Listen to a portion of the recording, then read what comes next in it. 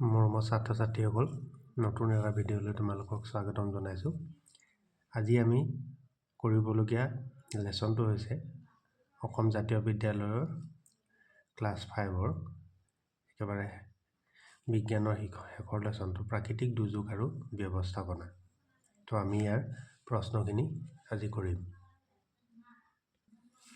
আমাৰ প্ৰথম প্ৰশ্নটো দিছে, প্ৰাকৃতিক দুৰ্যোগ কাক বোলে? হঠাতে হোৱা যিবোৰ প্ৰাকৃতিক দুৰ্ঘটনাত মানুহ আৰু আন জীৱ জন্তুৰ প্ৰাণহানি হোৱাৰ লগতে বিস্তৰ ক্ষতিসাধন হয়, তেনে দুৰ্ঘটনাক প্ৰাকৃতিক দুৰ্যোগ বোলে। দ্বিতীয় প্ৰশ্নটো, আমাৰ ইয়াত চুনামি নহয় কিয়? আমাৰ ইয়াত সাগৰ নথকাৰ বাবে চুনামি নহয়। তৃতীয় প্ৰশ্নটো, বানপানী কেনেদৰে হয়? বাৰিষা কালত পাহাৰত আৰু ভৈয়ামত অত্যাধিক বৰষুণ হোৱাৰ বাবে নদীবোৰ পানীৰে উপচি পৰে। নদীত পানী বেছি হ'লে পানী পাৰ ভাঙি বৈ আহে। এনেদৰে বানপানী হয়।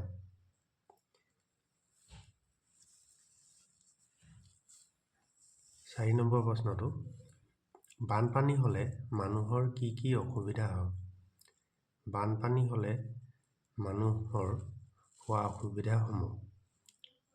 ক নম্বৰটো, বানপানীয়ে মানুহৰ খেতি-বাতি নষ্ট কৰে। বানপানী ঘৰৰ ভিতৰলৈ সোমালে ঘৰৰ আচবাব নষ্ট হোৱাৰ লগতে মজুত কৰি ৰখা খাদ্যবস্তু নষ্ট কৰে। বানপানীৰ সময়ত কুঁৱা, দমকল আদি পানীৰ তলত বুৰ যায়। ফলত মানুহৰ খোৱা পানীৰ অভাৱ হয়। 5 নম্বৰ প্ৰশ্নটো, বানপানী হ'লে যাতায়াতৰ ক্ষেত্ৰত কি কি অসুবিধা হয়? বানপানীয়ে ৰাস্তা-ঘাট আদি ছিগি পেলায়। গাড়ী মটৰ ব্যৱহাৰ কৰিব নোৱাৰা হয়। ফলত মানুহৰ যাতায়াতৰ বাবে বৰ অসুবিধা হয়। বানপানীৰ সময়ত ল'বলগীয়া 4টা সাৱধানতা উল্লেখ কৰা। উত্তৰটো হৈছে, বানপানীৰ সময়ত ল'বলগীয়া 4টা সাৱধানতা। ক নম্বৰ, বানপানী অহাৰ আগজাননী পালে আগতীয়াকৈ নিৰাপদ ওখ ঠাইলৈ যাব লাগে। খ নম্বৰ, খোৱা পানী, খাদ্য আদি যোগাৰ কৰি ৰাখিব লাগে। গ নম্বৰ, হাতত জমা ধন ৰাখিব লাগে। ঘ নম্বৰ, পোহৰৰ বাবে মমবাতি, টৰ্চলাইট, লেম্প আদি যোগাৰ কৰি ৰখাৰ লগতে গুৰুত্বপূৰ্ণ নথিপত্ৰবোৰ নিৰাপদ স্থানত ৰাখিব লাগে। 7 নম্বৰ, ভূমিকম্পৰ সময়ত ল'বলগীয়া 4টা সাৱধানতা উল্লেখ কৰা। ভূমিকম্পৰ সময়ত সম্ভৱপৰ হ'লে সোনকালে মুকলি ঠাইলৈ ওলাই আহিব লাগে। ঘৰৰ পৰা বাহিৰলৈ ওলাব নোৱাৰা অৱস্থাত থাকিলে ওচৰতে থকা টেবুল, ডেস্ক বেঞ্চ, বিচনাৰ তলত সোমাব লাগে। গ নম্বৰ, এক নিৰাপদ অৱস্থান বিচাৰি ল'ব লাগে যাতে কোনো গধুৰ বস্তু সহজতে গাৰ ওপৰত বাগৰি পৰিব নোৱাৰে। জোকাৰণি একেবাৰে বন্ধ নোহোৱালৈকে নিৰাপদ অৱস্থানৰ পৰা আঁতৰি আহিব নালাগে।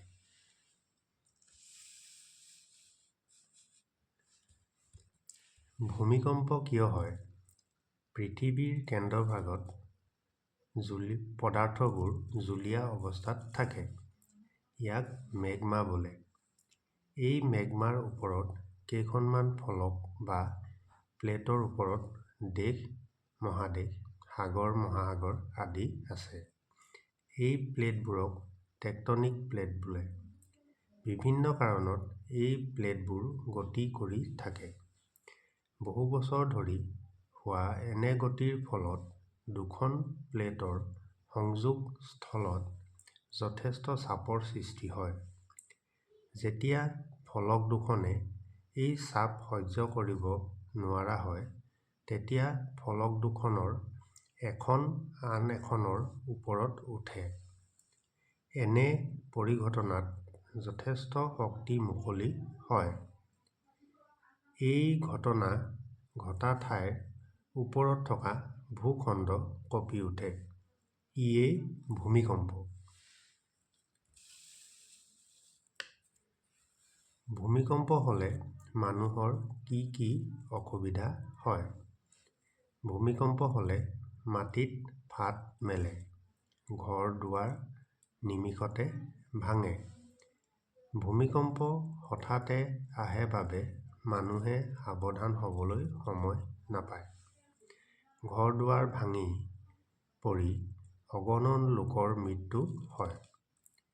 ডাঙৰ ঘৰ, অট্টালিকা আদি ভাঙি বহুত মানুহ আবদ্ধ হৈ পৰে।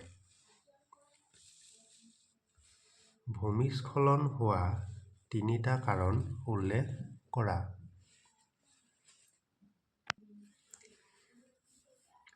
কেতিয়াবা বহুদিনৰ বাবে বৰষুণ হৈ থাকিলে মাটিৰ কণিকাবোৰৰ মাজত প্ৰচুৰ পৰিমাণে পানী সোমাই পৰে।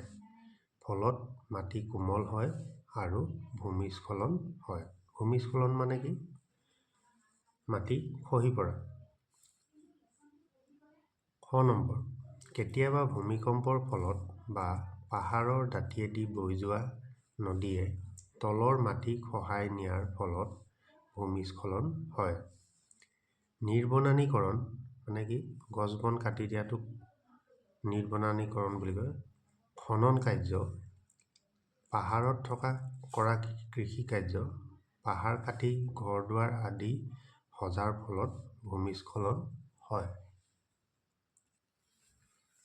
11 নম্বৰ, ভূমিস্খলনৰ পৰা হাত সাৰিবলৈ কেনে স্থানত ঘৰ সজা অনুচিত? যিবোৰ ঠাইত আগতে ভূমিস্খলন হৈছে, অতি থিয় গৰা থকা পাহাৰৰ নামনি অঞ্চল, পাহাৰ কাটি ঢাল সৃষ্টি কৰা ঠাই, পাহাৰৰ ওচৰৰ নদীৰ পাৰ আদি স্থানত ঘৰ সজা অনুচিত। ভূমিস্খলনৰ পৰা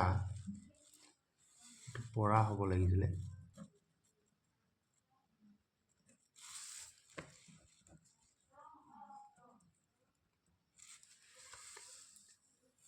হাত সাৰিবলৈ ল'বলগীয়া দুটা সাৱধানতা উল্লেখ কৰা।